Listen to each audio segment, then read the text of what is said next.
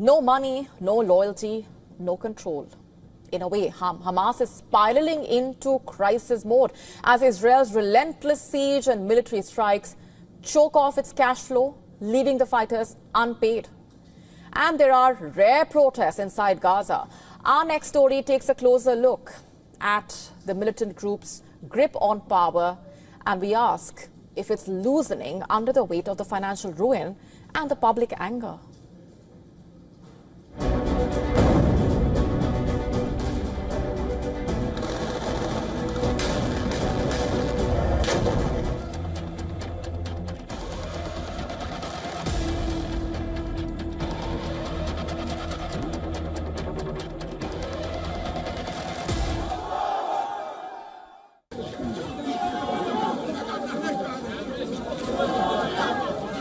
Rare images from Gaza, Palestinians raising slogans against Gaza's Hamas rulers. Hundreds of Palestinians came out in Beit Lahia, chanting slogans, Hamas out, out, or Hamas is all rubbish.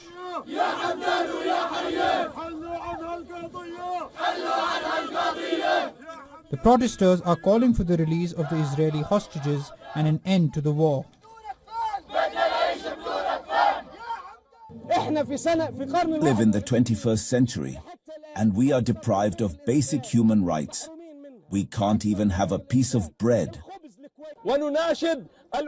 We appeal to the wise among our people to immediately release the kidnapped hostages, Israelis. The war must stop and the kidnapped must be released. There will be no more hostility, but rather life and partnership. Hamas is also facing a severe financial crisis, struggling to pay its fighters and employees under tightening Israeli restrictions and military actions. Reports state that many fighters have not been paid since March. For months, Hamas has relied on a fragile network of black market sales, foreign funding and taxes on merchants to bankroll its operations. But Israeli restrictions and targeted assassinations of Hamas's financial operatives have shattered the system. The financial strain is undermining Hamas's recruitment efforts and control. The broader cash crunch is compounding the stress for the civilians in Gaza, where Israel's currency is legal tender. Displaced Gazans searching for food, shelter or medicine in the shattered enclave also need to scramble for the cash to pay for it.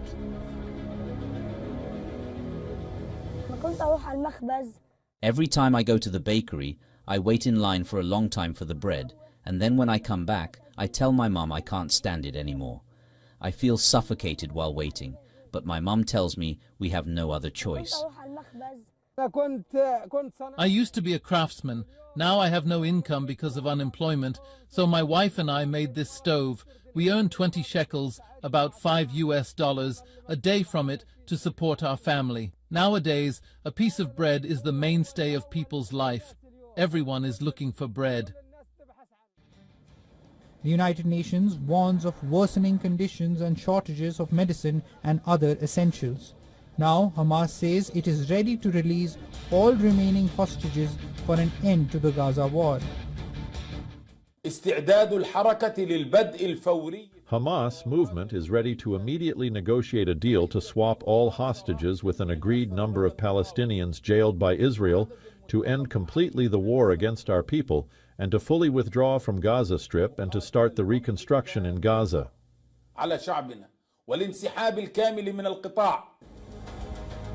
Egyptian mediators have been working to revive the January ceasefire agreement that halted fighting in Gaza before breaking down last month. But there has been little sign of progress, with both Israel and Hamas blaming each other for the lack of a deal. A historic meeting unfolded in West Asia as Saudi Arabia's defense minister met with both the Iranian supreme leader and the president, just days before Iran and the United States resume high-stakes nuclear discussions. In fact, this visit, unprecedented in modern Saudi-Iranian history, signaling a potential recalibration of regional dynamics shaped by decades of hostility. According to local reports, Prince Khalid carried a confidential message from Saudi Arabia's king, Salman bin Abdulaziz, for Iran.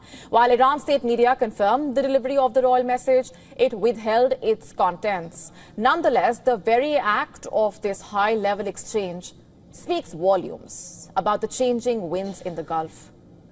And this is no ordinary visit. Prince Khalid becomes the first Saudi defense minister to set foot in Iran since the 1979 Islamic Revolution. And he is also the highest-ranking Saudi royal to do so in nearly 3 decades. The last major visit came in 1997 when then Crown Prince Abdullah visited Tehran for an Islamic summit. Tensions between the two regional powers have shaped conflicts from Yemen to Syria.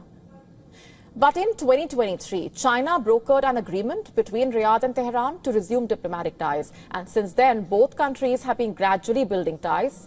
And according to the Saudi press agency, Prince Khalid's agenda included multiple meetings aimed at rebuilding bilateral ties and exploring shared interests.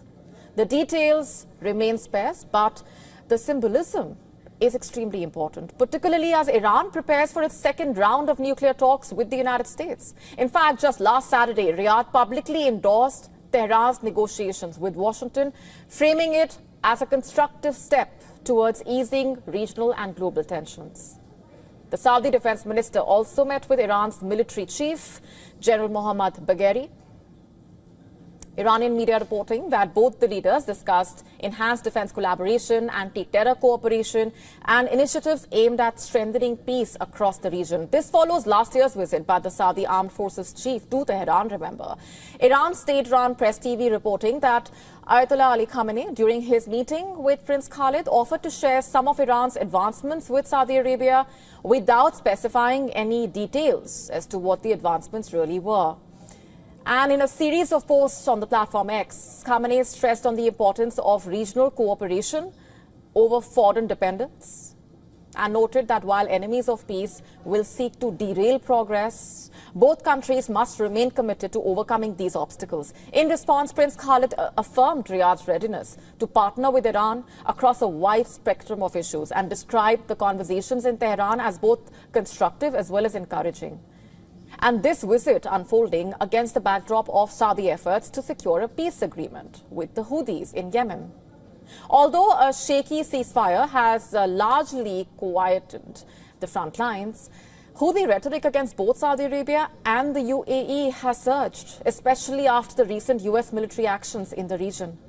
And as Tehran and Washington prepare to sit across the table in Rome, Prince Khalid's trip signaling that the region's two most influential powers, long at odds, now appear willing to rewrite the script in a way. Our next story is about Russia. It has suspended its ban on the Taliban, a group it had designated as a terrorist organization for more than 2 decades. This is a big move, and it paves the way for Moscow to normalize ties with the rulers of Kabul. But let's also get into the why. Why has Russia suspended the ban on the Taliban? The Taliban was outlawed by Russia as a terrorist organization. This was in the year 2003. And now its Supreme Court has lifted the ban. Remember, no country currently recognizes the Taliban government, which seized power in August 2021 as the US conducted that chaotic withdrawal from Afghanistan after 20 years of war. How does this move serve Russia? There are 2 major reasons primarily. First, Russia feels the need to work with the Taliban as it faces a big security threat from Islamist militant groups that are located in a string of countries, from Afghanistan to West Asia. In fact, last year, the Russian president called Taliban an ally in fighting terrorism. The Taliban authorities praised the move as a significant development. So did ordinary Afghans who welcomed the move.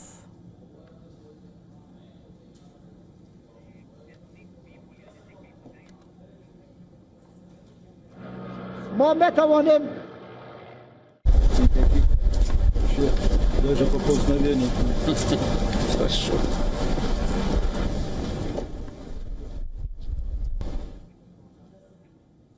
The Russian Foreign Ministry, in fact, has said that Russia aims to build mutually beneficial ties with Afghanistan in all areas, including the fight against drugs and terrorism. It also expressed gratitude to Afghanistan for its military operations against the local branch of the Islamic State. Remember, in March 2024, gunmen killed 145 people at a concert hall outside Moscow in an attack claimed by the Islamic State. US officials indicated that the Afghan branch of the group, that is the Islamic State Khorasan, ISIS-K, was responsible, and the Taliban claims to be working to eliminate Islamic State's presence in Afghanistan. Now, according to the Russian Foreign Ministry statement, Moscow is looking to strengthen trade, business, investment ties with Kabul, leveraging Afghanistan's strategic position for future energy and infrastructure projects. But the thing is, there is more to this than terrorism. The Taliban controls an estimated $1 trillion worth of minerals that the world desperately needs. Afghanistan's untapped mineral wealth could significantly transform its economic prospects if they are developed. Minerals like iron, copper, gold are scattered across various provinces of the country. There are also rare earth minerals and perhaps most importantly, what could be one of the world's largest deposits of lithium, which is an essential but scarce component in rechargeable batteries and other technologies crucial for addressing the climate crisis. Last year in May, the acting industry and trade minister of the Taliban even announced Afghanistan's intention to cooperate with Russia on mining rare earth metals. He expressed expectations for investments from Russian companies. The Taliban know and want Russia to invest in Afghanistan and its very large reserves of lithium, copper, as well as precious stones. So there you have it. This is why Russia has removed the Taliban from its terror list. Yemen is under intense attack. Over 70 people have died in the overnight aerial attack on Yemen's fuel port. The Houthis say that more than 170 people have sustained injuries. In fact, the airstrike sparked a massive explosion and fires. The Iran-backed rebels saying that paramedic and civilian workers at the port were killed in the attack.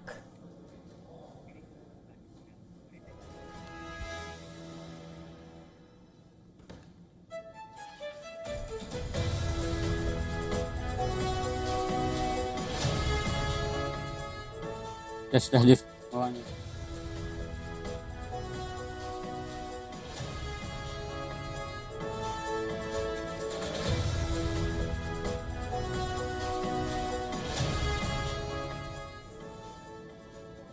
These are images of the aftermath of deadly US strikes on the Ras Issa fuel port located along the west coast of Yemen on the Red Sea. The US Central Command confirmed the strikes but did not acknowledge any casualties.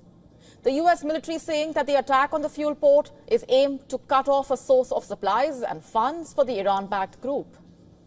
Videos from the US Central Command showing the decks of aircraft carriers lighting up day and night with jets being launched in relentless waves. American soldiers loading missiles and bombs on fighter jets.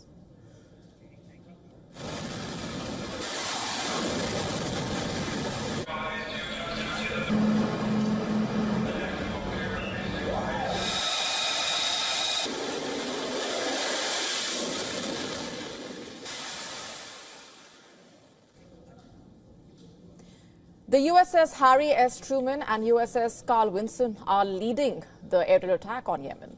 Since March 15, American jets have been regularly bombing Houthi targets.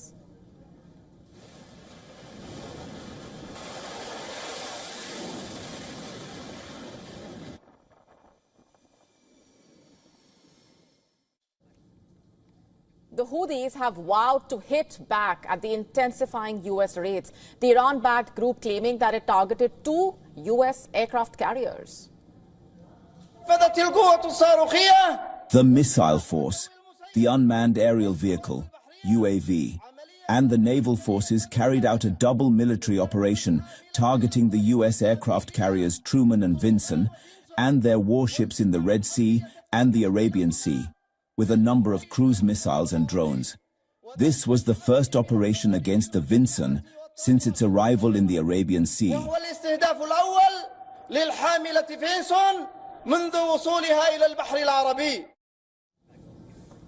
The Houthis saying they also targeted a military site near Israel's airport in the occupied Jaffa area. Yemen's Houthi rebels have launched more than 20 ballistic missiles and several drones at Israel.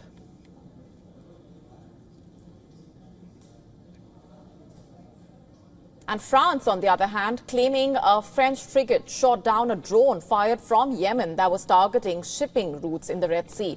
The images released by the French military showing the ship spotting and shooting the drone before it fell into the sea. The French ship, by the way, is part of the EU's mission securing shipping corridors in the high-traffic region. French ships have shot down drones in the region, but this was the first in several months.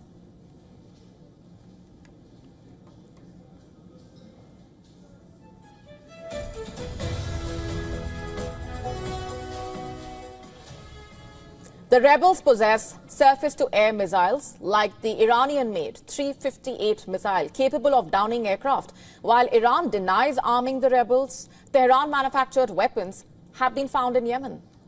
Protests have erupted in Yemen's capital. Thousands seen protesting in Sana'a to show solidarity with the Palestinians in the Gaza Strip and protest against U.S. strikes on Yemen. Meanwhile, Iran has condemned U.S. airstrikes on the fuel port, calling it barbaric.